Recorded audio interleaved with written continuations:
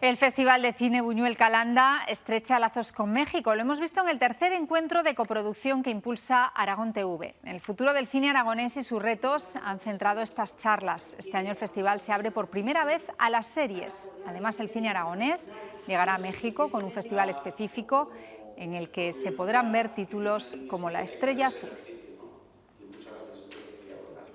Una selección de películas aragonesas que van a formar parte del primer ciclo que se va a hacer en México de cine aragonés en una cineteca, a taquilla, etcétera. Entonces estoy muy agradecido y eso es algo que ha salido precisamente de estos encuentros. 5 programas conformados por largometrajes y cortometrajes para descubrir desde luego el talento aragonés, para mostrárselo al público mexicano y para ahondar un poquito en aquellos temas yo creo que nos preocupan a todos. El sector va creciendo.